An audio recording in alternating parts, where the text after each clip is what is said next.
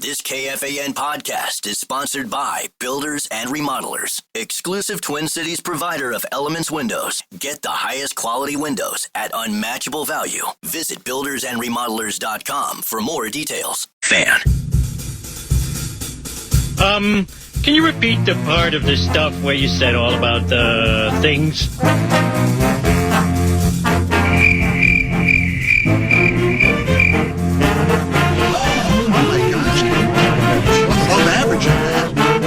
All this negativity that's in this town sucks. Speculation. In your face, Milwaukee!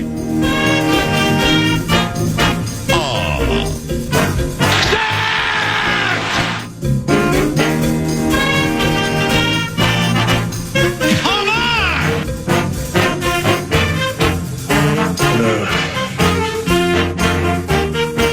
Shall we begin? 1, 2, 3. 1, 2, 3.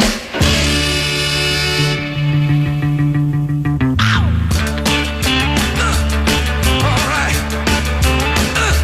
651 Carpets Plus Studios. On a Wednesday morning is Nordo in for PA. Sometimes they say new time slot, new audience, and maybe that's the case at 9:01 on a Wednesday. Thanks for hanging out with us on The Fan. Brett Blakemore is producing. But you could say whether it's a lead-in, whether there is, of course, carryover. Some people, we have a culture at The Fan, right? 4 different shows, maybe with different auras or vibes, but all in the same. It's a dysfunctional family, but a strong family nevertheless. Little bleed over from the Power Trip morning show is coming in. Eventually, we're going to get to it. The Panthers, crown champions, back-to-back Stanley Cup winners, dominating performance last night. It's a sports show, 9 to noon. I have a freaking Bat Boy in the studio at this point, and I'm completely distracted by it. Zach Halverson, if we can get his mic on, and big thanks to Kenzie, the artist here in studio, just putting the finishing touches on what is just an absolutely horrifying yet somewhat gorgeous look that you're presenting to me now. What is the explain? New time slot, new audience. Right. Why do you have to do this? Well, I'm terrible at fantasy football. Okay. It's my third. I'm done with my third year of the Charts Challenge, and I've lost all 3 years that I participated in, and the punishment was that you need to dress up like Bat Boy, go on TV this afternoon at I believe my time slot's in the 4 o'clock hour. 4 o'clock hour on Twin Cities Live on Channel 5 with Ben and Elizabeth. With Ben, we love Ben, we love Elizabeth, and we will be on there. Crucial to note that Bat Boy's not going on there. It's Zach Halverson from KFAN is. So this will be on my resume. And then tonight I'll be at the St. Paul Saints game. Still plenty of time to get some tickets if you want to join in on the festivities. But I will be. My understanding is I'll be a Bat Boy at some point. I'll be wandering around the concourse, doing all sorts of great photo ops, and should be a fun night over at CHS Field. But yeah, I guess I would say that. Maybe I don't know if this is the toughest part yet. I don't know what the toughest part of today is going to be, but we at least finally got the makeup on, and my goodness, KFAN.com/watch is a nightmare right now for me. But that's fun. It's fun. Well, you look ridiculous. Yes. I mean, there's no getting around that. Kenzie, what she was asked to do, she has come through in spades. Pro's pro. Terrific work there. I heard something that we have a latex situation specifically with the ears. Yeah. I just watched you get coated with a fresh with some fresh hairspray to make sure that thing sticks. Now the foil, the part of the Twin Cities Live is you are indeed not Bat Boy. Correct. You might look like him. They're basically, the bit is like the viewers are going to think that this is just what I do. This is how I dress every day. And I can't speak for Twin Cities Live, but we would say that maybe a fair number of their listening audience in general would not be Power Trip listeners. Now, that's going to be different today. Yeah. But in general, the average Twin Cities Live listener might not be aware that Bat Boy is coming to play today. No, they will be surprised. And we were initially talking that they would go to break and come back and immediately explain to their confused viewers. But as Corey has talked about, and I found out yesterday that it was going to be toward the end of the show. Yeah. I don't know if they're going to have time to come back and be like, oh, hey, explanation for that weird dude that was on the show just now. They might have to wait till tomorrow. And by that point, as we know, 24 hours is a hell of a long time in broadcasting. They won't even remember. So I think there might be some viewers that'll be like, oh, yeah, that's just the weirdo from KFAN, which is pretty accurate. But yeah, I'm not in favor of just frivolous calls to emergency services. But if I did just see you on the street dressed like this, I'd have 911 and ready to hit send. You know what I mean? Corey wants me to go to public places, and I don't know if that's a good idea, because I think, like you said, I don't know. I would be, I'd probably be ushering, if I were a father, I'd be ushering my kids away from this. And we're walking away quickly. We're gonna be safe here and not go to the danger. Well, you're a terrific sport. What you've driven across the country. What else have you done as a Charge Challenge loser now 3 times? Went down to the Beaver Bottom Saloon in Fountain, Minnesota before driving, which is in southeastern past Rochester, and then ended up driving Sneaky good bar food at the Beaver Bottom. Wonderful place. Yeah. Really, really cool. Good people down there in Fountain. And then drove from there to Roseau, Minnesota, where I was at Gene's Bar and Grill and met some great people up there. And of course, the punishment was driving from one side of the state to the other. It's a very big state we have here. So we're actually ended up en route, killed a turkey. So the Charge Challenge is the reason for the death of a northern Minnesota turkey, but that's beside the point. But sometimes there are casualties. Yes, there was certainly some collateral damage there. But well, you look awesome. Thank you to Kenzie for the work that she's done in participating in this complete circus show. And Twin Cities Live this afternoon sounds like it's a 4:00 hour. You heard him; he'll be at the Saints game. Keep your distance. Keep your arms and hands inside this particular ride. But you're a good sport, brother. Thanks, Nordo. And you're definitely living up to the Bat Boy billing. There's no doubt about that. Wow. So that's Zach Halverson. You know what we're going to do, Brett? Let's pause early. Let's get to the TimberTech set list, and then we'll reset as we kick off 9 to noon. Man, I can't wait to watch Zach on TV today. This is so beautiful. The TimberTech set list 9 to noon. It is Nordo in for PA, so we'll adjust and just again reset here. Kevin Fallness, Minnesota Wild Radio Network. He's going to be in studio around 9:45, not just to talk about what we watched in the NHL Stanley Cup Final, but start to mesh that with our favorite team, with an NHL draft taking place at the end of next week, and then eventually there will be free agency. Wake up! It's the first of the month, Tuesday, July 1st. The Minnesota Wild, Bill Guerin, will have the opportunity to start officially adding or subtracting from their particular rosters, and we're excited for what should be a busy next 2-3 week stretch for the hockey team. So we'll talk about all that with Mr. Fallness. But then at 11, John Krasinski, Johnny Athletic of The Athletic, is going to join me. Just kind of an extended segment. Kevin Durant, there's a Durant dilemma, it appears, where there are teams vying for the services of future HOF Kevin Durant. There are rumors and reports and potential offers that have been floated around on the table. Maybe you want to talk about ridiculous with this Bat Boy look that I just saw in studio. What I saw in terms of a reported offer, I thought was mildly insane as well. So we'll talk about all of that and just kind of the ins and outs of Tim Connolly's lot in life. Now, as the finals wind down, it becomes busy time with the NBA draft next week. And then starting, I believe, June 30th, negotiating of free agent deals and such can take place. So Billy Guerin's busy in St. Paul. Tim Connolly's busy in Minneapolis. And we're happy to hang out with you on a Wednesday here in St. Louis Park. That set list brought to you by TimberTech, TimberTech.com. And when we return, we will again reset and chat about a dominating performance by the Florida Panthers on the ice, crown a champion. Twins get beat.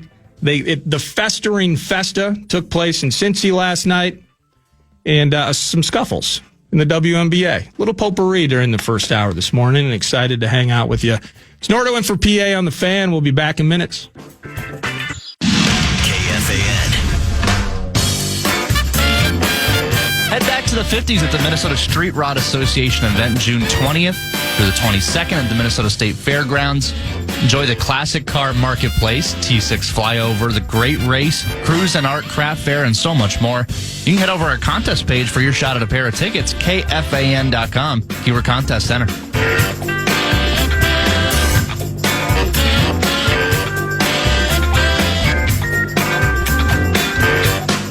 I can't tell whether what I just had in front of me in studio was more hideous than picturing myself as an Oilers fan watching Game 6 last night. And Ekholm will swing it across to Bouchard into the neutral zone. Poked away. Here's Reinhart heading in. Gets around Ekholm in front of shot. He scores! Sam Reinhart as he was being pulled down. He beats Skinner top shelf. And the Panthers strike first here in Game 6.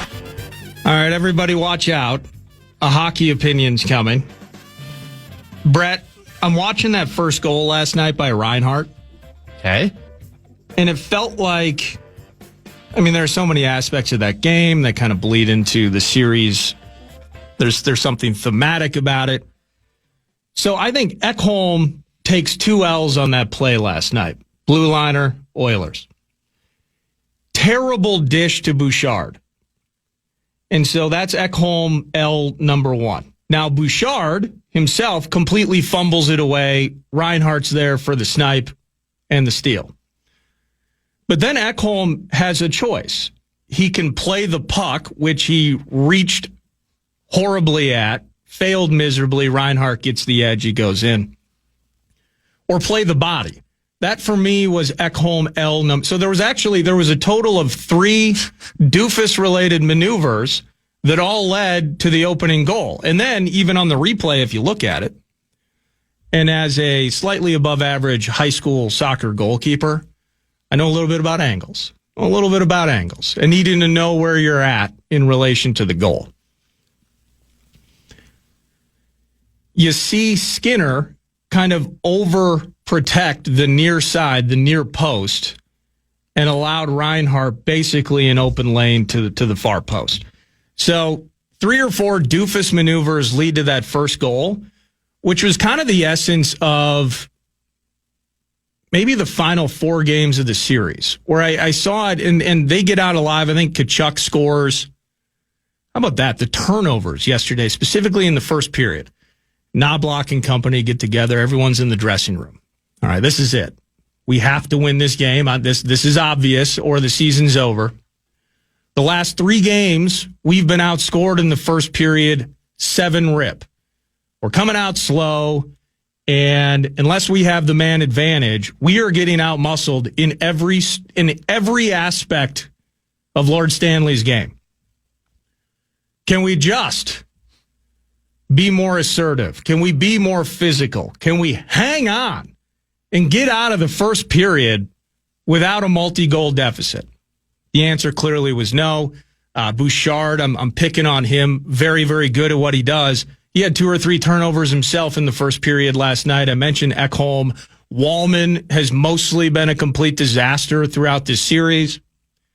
And that Tkachuk goal makes it 2-0 at the end of the first. It was, you have to be absolutely crushed as an Oilers fan when you think about it. Because ultimately, this is a tale of 2 teams with very different pathways forward. Tons of questions in terms of what the McDavid money is going to look like a year from now. And the negotiations, if they haven't started, they should be. And you have 2 of the top 5 players on the planet on one line. And you just haven't been able to figure out how to put enough around him. Because at the end, they're going back and they're saying, we needed more from a Nugent Hopkins. We saw a couple of moments from Corey Perry, but it wasn't enough. We tried mixing up and creating. We tried to get creative on lines. Didn't work. And then the goaltending situation, I can't imagine that they're very happy with Skinner overall. And Calvin Pickard kind of put in a tough spot, rolls in. He's a hero one night, but then they decide to start him, and he's a disaster the next. It's, again, it might not be Bat Boy level hideous, but the tale of 2 pathways forward and just starting early and often in the final 4 games of the series, man, Florida just pasted these guys to the wall. It was impressive to see the dominance, and you're rooting for a Game 7, And you see it went 6, and Panther Oil were game, but in the end, it just wasn't that close. Yeah, I think as far as the first goal goes, you're entirely correct. I think it was at least 3 L's from the defenseman, a bad saucer pass, not playing the puck or the body, just somewhere in between, magic wanding it basically. And the things angles and time wasting as a above average high school goalkeeper. But I don't know if you can call it they didn't win the cup, and I get it's not good enough, but has it been, to me, is it successful that they've been to the cup finals and they run into just a historically good Panthers team? Does that make it a failure? Does it, you know what I mean? Yeah. It's hard for me to wrap my head around that, it's just not working. You hear that a lot, the Oilers need this and they need goaltending. It went to the Stanley Cup finals 2 years in a row. I think they went to the Western finals the year before that. So clearly it's working, but I don't know if it's a mentality thing of getting over the hump or a effort thing or just bodies breaking down because they're human beings thing. But I don't know if I can call it a failure because clearly it's working. And I'd trade places with them in a heartbeat right now to see our team in a cup final. Well, I don't necessarily see it as a failure, but and ultimately in the end, it probably speaks more to the greatness of the Florida Panthers and what they've built. I forget, it's something Zito, Bill Zito maybe is the GM down there in South Beach, and Paul Maurice. We've all what does the host call him? An unsub from an episode of CSI. all jokes aside, he's a terrific coach. Quarter century of head coaching experience. He was up in Winnipeg for a long time before he headed down to Florida. Great at what he does. 3 straight finals and 2 straight cups now. But so maybe it's the greatness of them. But I also think now with a decade in, if I'm an Oilers fan, I'm not thinking, man, it stinks that they keep throwing it out there. Canada hasn't won a cup since '93. I don't think if I'm an Oilers fan or if I'm a Leafs fan, I'm not looking at it like that. I'm looking at specifically my team can't get over the hump with star after star. Because that's how it feels. All those number 1 picks. You have the greatness of a McDavid who had 1 goal in the series. And that was kind of a fleeting goal in Game 5 that kind of made you feel like it was a spark of life, but ultimately it offered nothing. If you're, I mentioned the Leafs, for instance, you have Matthews, you have Nylander, you have Marner, I believe. You have some big names. Is Tavares, I believe, up, or he has been up in Toronto as well? If you're not looking at, it's not even about country. I haven't done it since '93. What a crazy stat. I don't think it's about that. I think, and you get to taste it, and you've been close, and you fall short the way you have. And it's different in a lot of ways, but as Wolves fans, maybe we can relate to that from the standpoint that, we are so close. We've been to the Western Conference Finals 2 years in a row, and our inability to get over the hump, and now we're left here. Great opportunity to have Chris Finch in studio yesterday for an hour, but we would, of course, we'd rather he was worried about Game 6 of the NBA Finals than looking back in lamentation of how close we could have been or how close we actually weren't. And so I'm with you. I don't necessarily look at it as a failure. As a Wild fan, certainly deep playoff runs, right? Get out of the first round. That'd be nice. Is baby step stuff. Let's win a series. And then get out of the second round. Let's take baby steps here. Busy couple of weeks ahead, I think, for Bill Guerin, it sounds like. So we're all pumped for that. I would just and dynasty being thrown around now with Florida. Is it a dynasty? They go to 3 finals in a row. They win 2 straight cups. Are you just playing the game of in the modern world of all this cash being thrown around? How much more difficult it is now to maintain the roster that gets you there.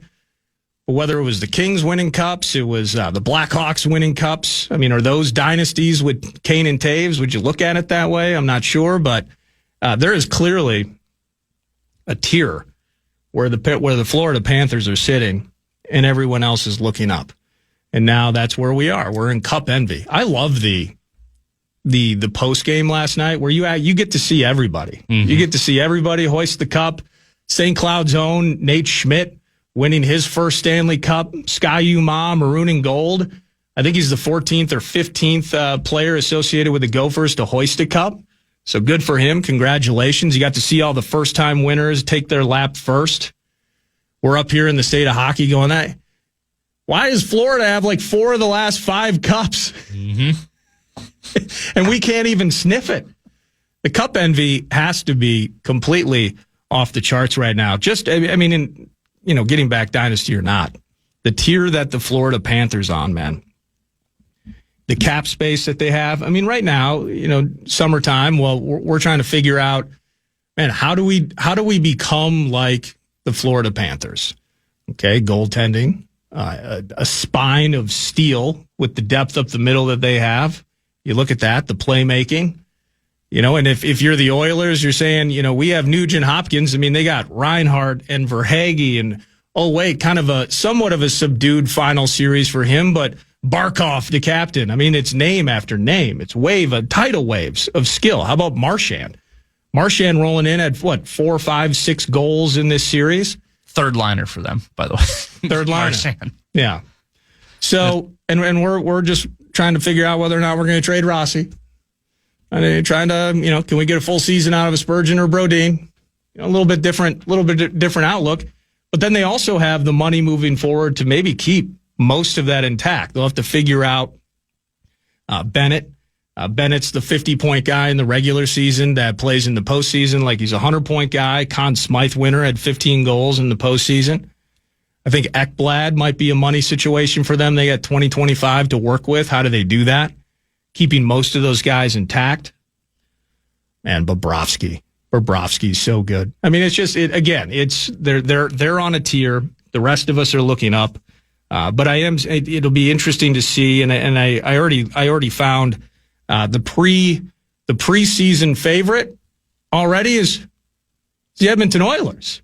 So maybe that's a little consolation. Hey, Oil. It's always next year. You've been 10 feet from the summit 2 years in a row. You haven't got to plant your flag on the top of Everest quite yet. You're favored to be back. You're favored to be back for a third consecutive year. We'll see. But how those two teams, the juggernaut that has become the Florida Panthers, how they handle maintaining and staying up there versus Edmonton, who's been so close, but yet unable to get the job done. Fun series, though. I was hoping for Game 7. I just wanted a Game 7 selfishly. You wanted another crack at Oilers, girl. Totally understand. But sadly, that's not going to happen. Florida winning it back-to-back. The Cup stays down in South Beach. Fun series there. Of course, NBA Finals persist. Game 6 tomorrow night with OKC in Indy. OKC a chance to hoist the Larry O'Brien. So we might get some finality here within the next 24 to 36 hours in terms of the NBA side of things. We will dig into that and a ton of Wolves stuff with Johnny Athletic at 11 o'clock. It's Nordo in for PA, 9 to noon. We're going to try and catch up on the clock here. We'll be back in minutes. Bonus Bucks is back on KFAN starting next week. Well, 9 chances for you to win $1,000 every weekday. That's every hour from 9 a.m. till 5 p.m. To learn more, head to KFAN.com. Bonus Bucks, presented by BigDeck.com.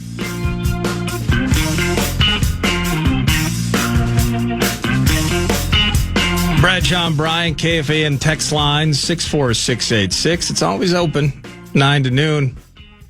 Dan, Minnesota. North Stars were in 2 Cup finals, both against historic teams. Looking back, most don't look at those losses as good things. Yep, it was cool to be there, but that's not the primary emotion or thought. Yeah, and then you want to talk about historic teams, whether it was the Penguins. I forget, was that Scotty Bowman's team, early 90s? But then I think it was the Islanders. I think the North Stars were the first, ultimately, of the Islanders winning back-to-back-to-back, the three-peat for the Isle in the 80s. Getting there twice. Doesn't matter that those were a decade apart versus, what we're seeing. I mean, really just whatever the zenith or apex or the peak is of what Draisaitl and McDavid can do as a tandem. Is that where we're at? If you're an Oilers fan, and you are in combination, then starting to think, well, there is just a year left on his deal. And you want to talk about deals. What is it, 12 and a half a year? That's a deal for McDavid. So it's in combination. You get there twice in a row, and you fall short the way you do. Although in most, you can talk about the grit of the Oilers even a year ago. You do win 3 straight to force the Game 7. But there was a similar situation this year, just in a game-by-game basis, really. You put yourself in a 3-rib hole in that series. You come back, you fall short. Similarly, every one of these games, at least the last 4 of them, the Edmonton Oilers in a single-game vacuum were putting themselves in a 2-0 hole, a 3-0 hole. The win that they had in Game 4, wasn't that the first time in a century that a road team in a Stanley Cup final came back from a 3-goal deficit? It had only happened 6 or 7 times in NHL Stanley Cup final history. They needed to be historic and magical just to come back. In fact, they had the win, and I forget who got the goal to force overtime. They were up 4-3, and they let in a ridiculous goal with about 20 seconds left to force OT. They still get the win. I believe it was Draisaitl with the OT winner. Both their wins came on the stick or off the stick of Leon Draisaitl in this series. But the feeling of, and this is a team, the ups and downs of a season. You're playing in the Pacific. You might grind it out once in a while with the Kings. You have your matchups with Vegas. Got a little bit of the Kraken in the mix, and you find your way to getting there. And outside of maybe earlier in the playoffs, it was kind of a battle with the Kings, but they just mowed down Dallas. Dallas had those 5 third-period goals in Game 1 of that series, and we're like, Mikael Granlund, what? And you were loving it. Lakeville go crazy with Ottinger.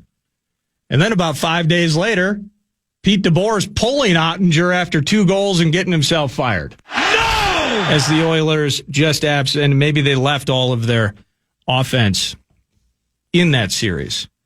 And that was kind of interesting. The Oilers, I think, thrive. They have to survive in some ways off of the man advantage. They need that power play. As a matter of fact, when it went 4-on-4 for a bit last night, that was really the most spark and the most pace that I saw out of the Oilers the whole game. But they couldn't buy a power play to save their lives. So in Game 5, they had all those power plays and couldn't cash in, looked completely disorganized, and it's tough to rip the best player on the planet. I thought McDavid kind of had a tough series. And is that Paul Maurice? Florida has a right to have a say in this conversation too, but the best player on the planet with the single goal, albeit in a losing effort, and the kind of the impotence of the power play, and then last night never really getting that man advantage, that kind of speaks to why they're in the spot they are. But that's not a bad point. That, ultimately you want to get there, and it's sour, but really it's all silver linings, and you're just kind of trying to pacify yourself. Wouldn't mind being there. It's great to get there. It's cool to go to the Western Conference Final 2 years in a row if you're a Wolves fan. But ultimately, your success at the end of the season, once you're there, once you actually get into the party, your success probably more likely, whether it's emotional as a fan and even as an organization. All organizations would love to go to the finals every year and ultimately lose if it meant they never bottomed out. The seats were always full, chip chairing a chance, right? I get that. But in the end, hoisting the cup, and you got, clowns like Evander Kane just chopping at Kachuk. Unbelievable moment there. I don't know, is he allowed after the misconduct? Like, he can come back out and participate in the handshake, can't he? I don't think he did, though.